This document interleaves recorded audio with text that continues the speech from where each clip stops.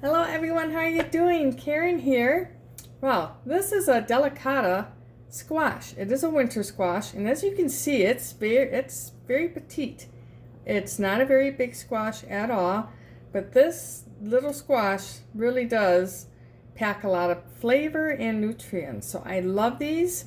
I love them because one squash is, a good serving. For just like half of this would be a perfect serving for me and my husband. And so, we don't have a lot of leftovers then. So I really do like that about this squash. Couple different ways that you can eat this squash. You can roast it. You can slice it up. This is a very thin skin or rind on the squash. So you can actually, once it's roasted or sauteed or however you're preparing it, you can actually eat the rind. Now, some people don't like it, but I like it. I don't find it offensive at all. But it is a textural thing. So you're eating squash and now used to something a little bit chewier. You may not want to eat the rind, but it is edible. So I just wanted to kind of say that. And basically all we're going to do is I'm going to cut the end off here. Another great thing about this squash is, how some of those winter squashes can be so hard to cut. I mean, they are just like rock hard, and sometimes I'm afraid to cut my hand off. But this really is not hard to cut at all. So I'm just going to bring it down. Actually, what I'm going to do, I'm going to go like this.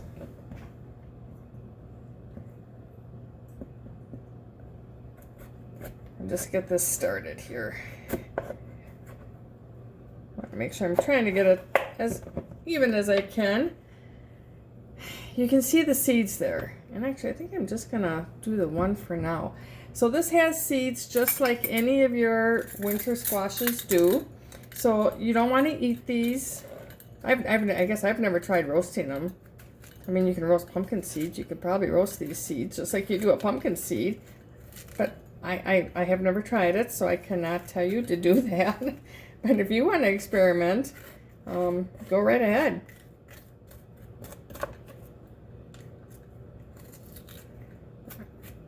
And I'm sure they would probably be very good, but they're very little. They're not, they're not big like a pumpkin squash, or a pumpkin seed. So you can see they're pretty little.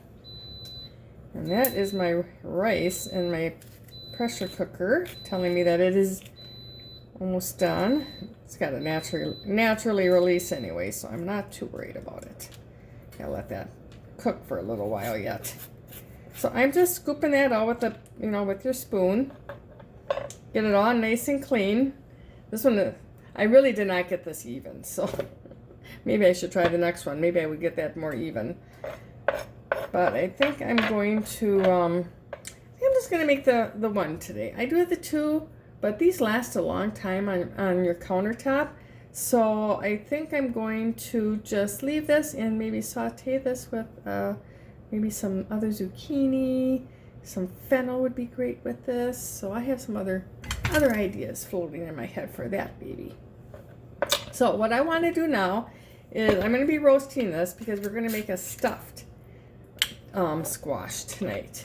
So what I'm going to do is I'm just going to put a little bit of, and I use, whenever I'm roasting or putting anything, like vegetables in an oven to roast, I like to coat them with a little bit of oil, and I like to use a high heat oil. So I always choose avocado oil because that is a very high heat oil, and I don't have to worry about it getting rancid on me or doing any nasty stuff in the oven.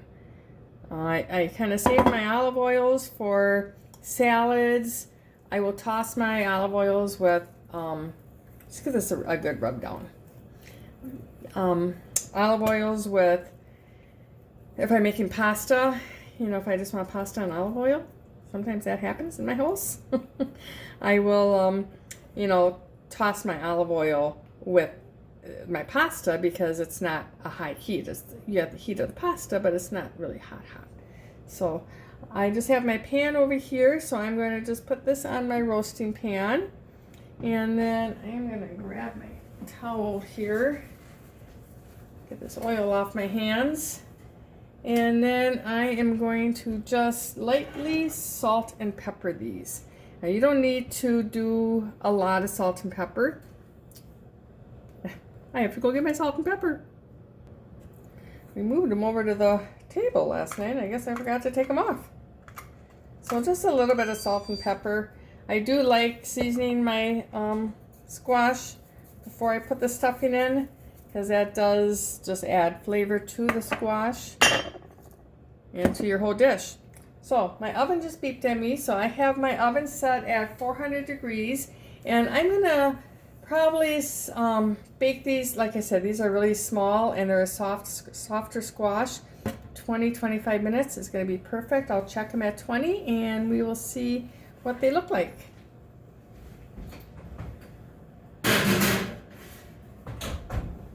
Alright, so I am going to turn you off because I need to move you over to my stove next, because we're going to make the stuffing, part of the stuffing for the squash.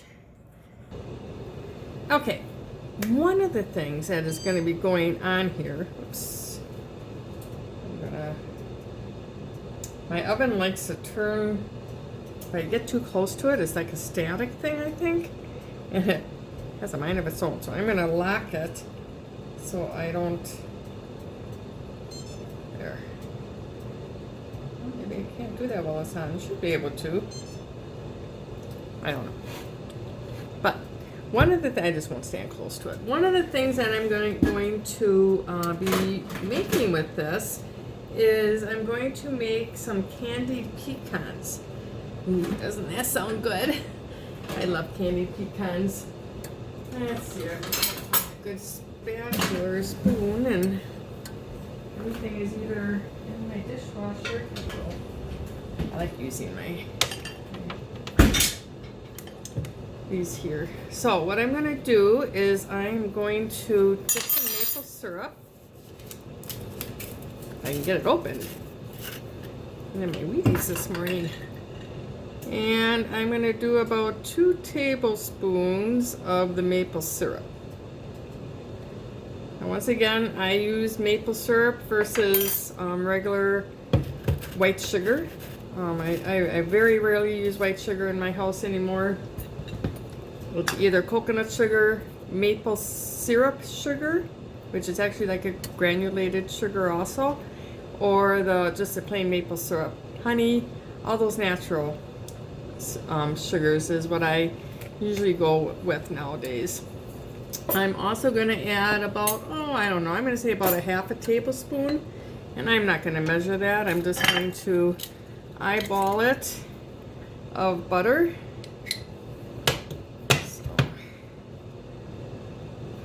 That, and then again we're just going to kind of eyeball our cinnamon. I would say I'm going to put about 1/8 to 1/4 of a teaspoon of cinnamon in there, and we're going to get that heated up. And once the butter all melts in here, what I'm going to do is I'm going to add my pecans, and then I'm just going to let them coat. I'm just going to stir them in there, coat them. I'm not going to cook them up here. I have my oven set at 350 and just went off, or 325, and I'm going to bake these probably, I watch them, I would say maybe 20 minutes or so. You want to go in there and you want to stir them. I usually stir them about every 5 minutes, and then when I see that they're nice and caramelized, then I will get them out of the oven, let them cool, because they will harden as they cool. So that's kind of an important step. I'm going to go turn that light off. It may not have been bothering you, but when I looked into the camera, all I saw was a glare. So I'm going to turn that one off. Turn that one on above my head. Kind of makes me look like I have a halo, but that's okay. Alright, so you can see that my butter is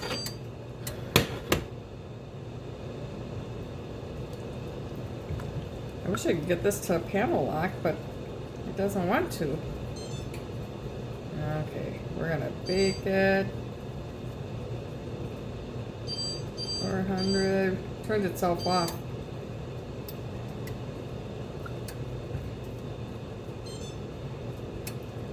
I did panel lock it one other time. It's a new oven, so I'm getting used to it.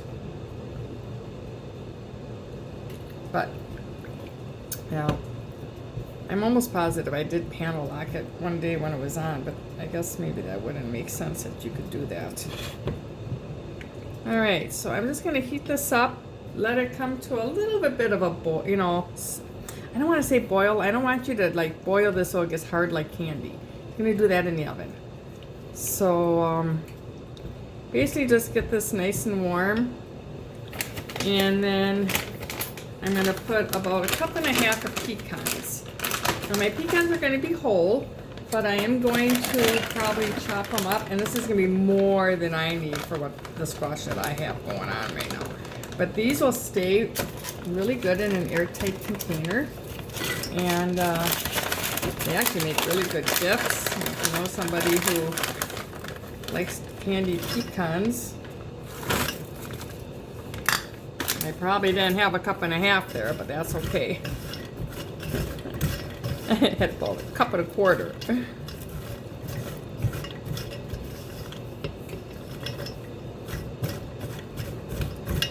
I probably have a little bit more syrup in here than I would need, but that's okay. It's not going to hurt it at all. It's going to make it a little bit more sweeter. Okay. So you can see, and actually this isn't bad at all. Then what I'm going to do is I'm just going to take these, and I have a parchment lined baking stone here. So if you have a baking, you know, roasting dish or anything that can go in the oven, pan, roasting pan, that's what I like to use. I'm just going to put those over here. I can't set that down, so. But it's probably a good thing I didn't have that many almonds, pecans, because I think I have just enough for this little pan here. But you can see, try not to get them touching. It's one of those times you don't want your food to touch. Just because if it does, they're going to stick together. So I just kind of like to spread them around until I can kind of get them all on one single layer. And then I'm going to stick these in the oven, and every 5 minutes I'm going to go in there and I'm going to toss them a little bit, you know, with my spoon. I'll just go in there and stir them around, make sure all that maple syrup is getting coated all over the place. I want to say 20-25 minutes max, and then you can kind of see they'll start getting a little bit darker and a little bit crystallized, and that's when they're done. Okay, so I had to move you all back over here. Well, everything, there's going to be one of those recipes where I'm back and forth. I need two cameras. One I can stick over my counter and one I can stick over my stove. I wouldn't have to move my camera at all, would I? I'm just cutting up an onion here, and it's using the same knife that I used before. I wasn't using any kind of meat or anything like that, so I don't have to worry about it. And we're going to put about I'm going to say about 1/2 cup, because that's what I have here. That onion had all kinds of little hairs sticking out of it. Okay, so it really did. I'm just going to cut this up here, and then I'll show you a nifty way that you can cut your onion. So I just kind of cut it in half there from the stem down that way, and then you can see you have all these little rings. You see all those like little rings that are on there? So I just take those, kind of stack it up here, And then I can just cut. And that's gonna just really make a really nice small diced onion. When I get to the end, I just kind of turn it on its, you know, angle it a little bit. And it really does do a good job. Fast and easy. There's a couple different ways you can do this with an onion. I used to do it a different way, but I actually went to a class, and the chef in the class was showing us how to do it this way. So I thought, I never thought of that. So came home and tried it, and it really did work really good.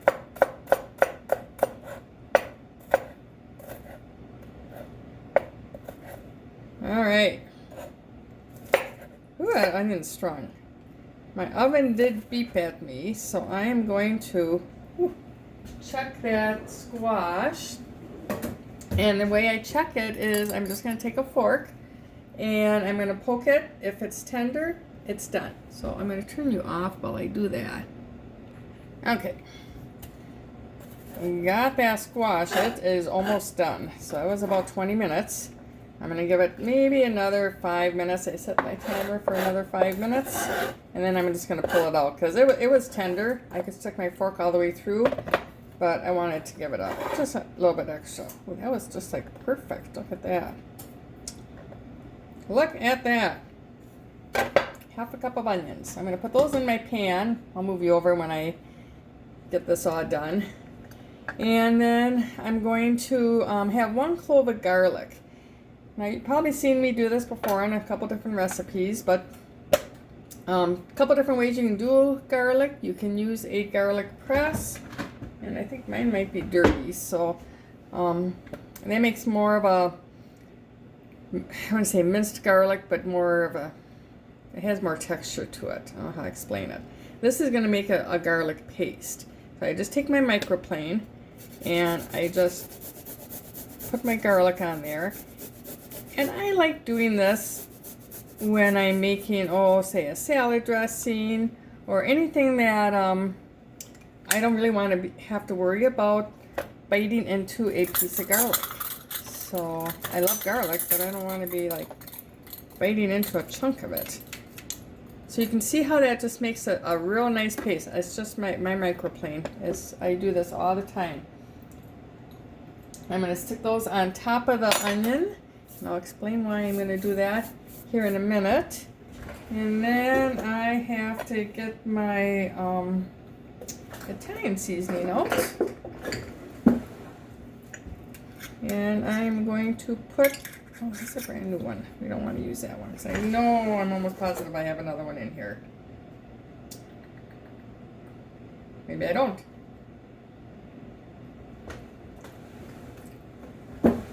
That's okay. I guess we'll use this one. I had it out. I knew I had one. I was like, I know I had one somewhere. Alright, so I am going to put about a half a teaspoon of my Italian seasoning in there also. Yum. Put you back where it belongs so that I can find it the next time I look for it. Alright, and then we are going to use about, I want to say about a cup of kale. And I always buy the baby kale. And I just do that because I feel it's a little bit more tender. I just kind of fold it up when I'm doing a lot like this. If I was just doing a couple, I would actually roll it and then cut it that way. But I have a ton of leaves here, so I'm just going to fold it in half, and then we're just going to make some real fine strips here with that. You can see how fast and easy that is. But yeah, the baby kale is a lot easier to, I think, work with in a recipe like this. So I buy the baby kale more than I buy any other type of kale. I'm going to make kale chips, and I'll buy the good big kale. Okay, so then we are going to put about a cup of that in there. Oh, there's my 5 minutes already. So I'm going to just pull my stuff out of the oven here.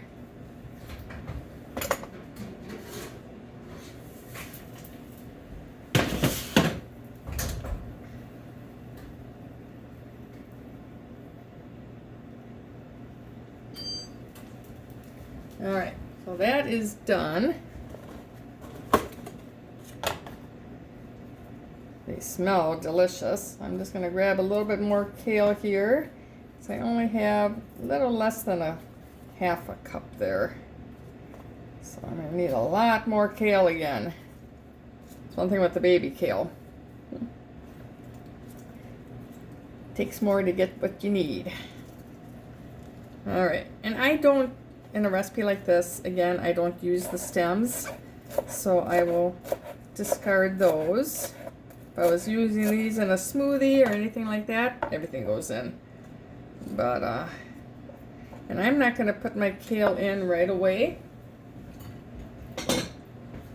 I like adding that more towards the end of my dish so that I can, because it wilts down really, really fast. So this would be a great recipe. You can kind of play with this recipe a little bit. I think it's a great holiday recipe for, you know, your holiday buffet. You can, you know, get the baby Delicata squash like that, and you can, everybody can have their own little squash, and the kids always like that, I think. And kind of looks like a little boat when it's done. So anything to get those kids to eat those veggies, right? But this is something you can make ahead of time, because you could cook these squash ahead of time the night before, get those all done.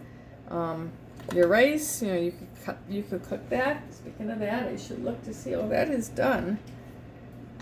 I'm gonna go release that pressure there.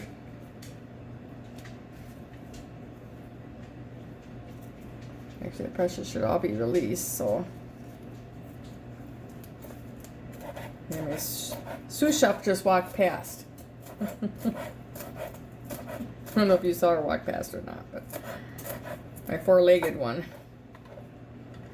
All right, so I'm gonna put that in there, and then I'm gonna move you guys over one more time. Should be the last. Well, I'll probably have to do it one more time when I stuff these babies, but I'm going to turn you off. I'm going to put you over by the stove so that I can show you how I cook everything up and get everything ready, and then we'll get those squash stuffed.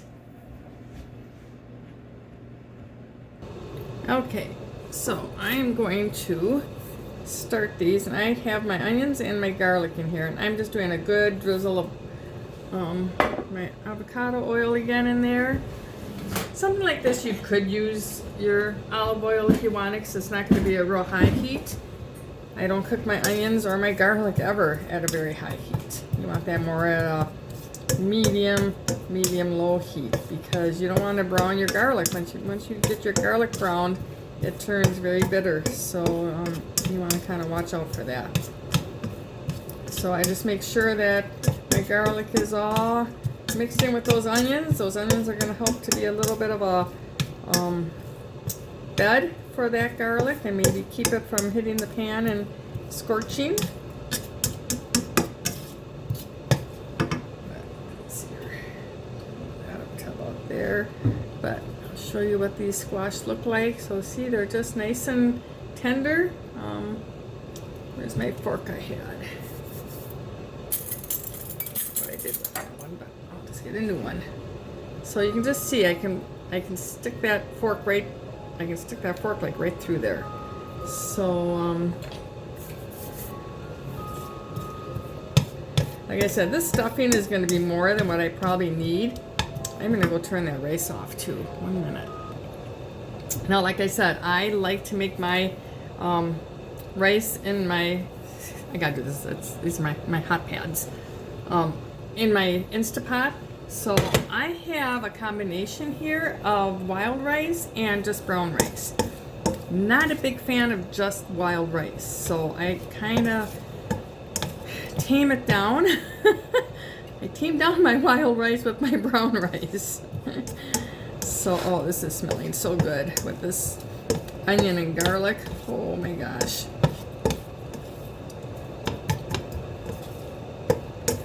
Alright. But these, like I said, these are going to take a little bit to cook, so I might turn you off because well, let's see here. What can we talk about? Hope you are all staying safe and healthy, and I know it's kind of a trying time right now in our. Here it's getting better. We went through a bad time. It was pretty bad, but I think we're starting to see the onion on the floor. See the light at the end of the tunnel here, in our area at least. For a while there, Wisconsin was not doing very well, and especially northern Wisconsin. We were kind of tucked away there for a while. I think we just weren't really seeing too much of the virus, and all of a sudden, bam! It was here. So there you go. Now it's starting to saute a little bit better.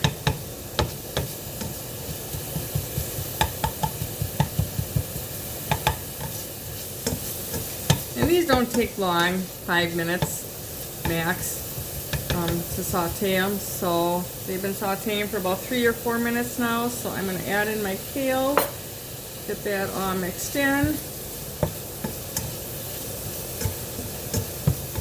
And then when this is all said and done, we're going to put probably, I'm going to start with a cup of rice, cooked rice, see how that looks, if I like the way it looks.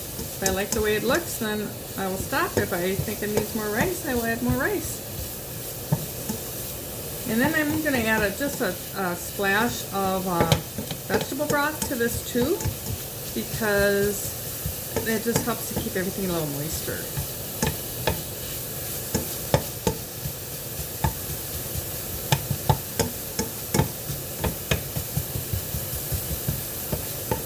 If you could smell this. Wow. This smells amazing. Alright, so we're going to start with a cup of rice. This is my cooked rice that I have out of my Instapot that I just got done cooking. And we are going to use our spoon here.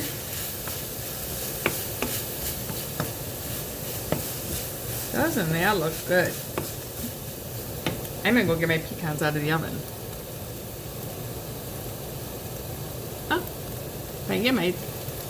Okay, I did not want to burn them. So you can see these are, just nice and brown. So I'm just going to stick them over here. Put them on top of that pan. Let them cool down. They will harden as they cool. So I like to, really when I get done with this, what I'll probably end up doing is getting a bigger piece of parchment paper, dumping them out on that, spreading them out. That'll help them cool a lot faster, and it'll also help them not to stick together. So I'm going to take my vegetable broth here, and I'll measure for you guys. We'll do 2 tablespoons of my vegetable broth. Turn that off because nothing really needs to cook. Everything's already cooked in there.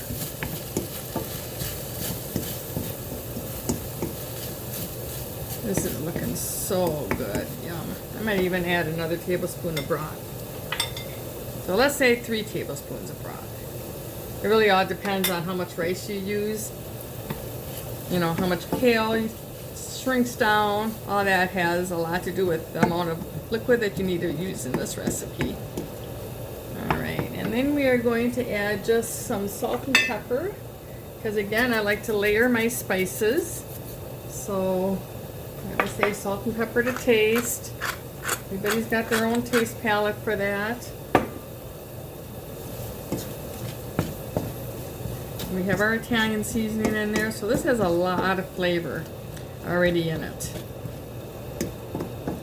So then what I'm going to do is I'm going to take these And I'm going to just stuff them just like that. Look how pretty that is. Now, wouldn't that be so pretty on a buffet table? Wow. I mean, how pretty is that? We're not even done yet. They're already pretty and they're not even done yet. So, like I said, a lot of this you can make ahead of time. You can cook your squash ahead of time. You can make your topping ahead of time. And then the day of, you heat this back up a little bit. You probably want to heat up your squash a little bit back in the oven. Maybe give it 10-15 minutes in the oven to heat up. And voila, I really didn't have that much left over, did I?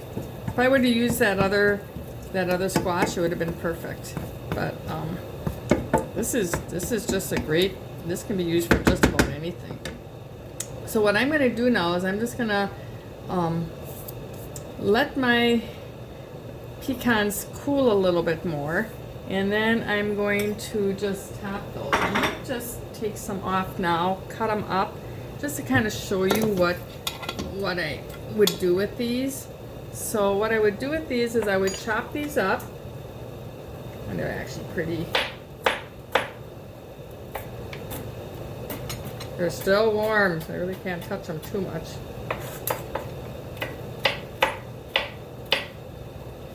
Use my tablespoon here. So then what I'm going to do is I'm just going to go like this. Put some candied pecans on top of there. Oh, doesn't that look good?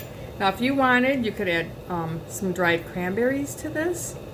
That'd be awesome. It'd be very festive looking too. So, playing a juggling act with my pecans here. But look how pretty that looks. I'm going to take a picture of these on a plate so you can really see the setup on them. And I think I know what I'm having for lunch. Talk to you later, everyone.